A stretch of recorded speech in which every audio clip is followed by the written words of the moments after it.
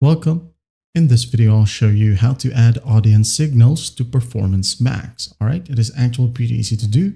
So first up, go ahead over to the left panel and click on Campaigns. In here, go ahead over to Campaigns. Okay, now click on Asset Groups. Now in here, you'll be able to find signals. All right, here you have your audience signal. Now click on the Edit button. Wait for it to load. Now, as you can see here, we have the sample. I'm just going to go ahead and deselect this one. Click on it. As you can see here, it's now vacant. So what we're going to do next is just go ahead and click on Add Saved Audience Signal. Now, if you don't have any saved audience signal right here, don't worry, you can just go ahead and click on the plus sign at the top right. Click on it.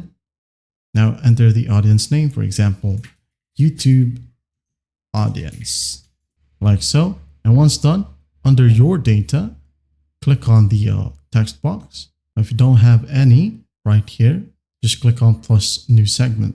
Okay. For example, I'm going to use the YouTube users. I'm going to hit on continue. Segment name, just YT, like so, YT user.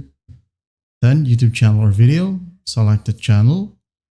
Click on the search button and your channel will be right here in the search results. All right, just wait for it to load and you'll be able to find your channel. And when you click on it, if this is your first time, it's going to ask you to log into that account or YouTube channel. Okay. Now, once that's done, action right here, click on the drop down if you have multiple actions. Okay. Like in a video, subscribe to the channel, view certain videos like so in the past 30 days, pre-fill options, click on the drop down. And you can go ahead and start with an empty segment right here. Description, go ahead and do so. For example, this is a sample ad. Okay. Once that's done, just hit on continue. Wait for it to finish. Hit on done. Then hit on save.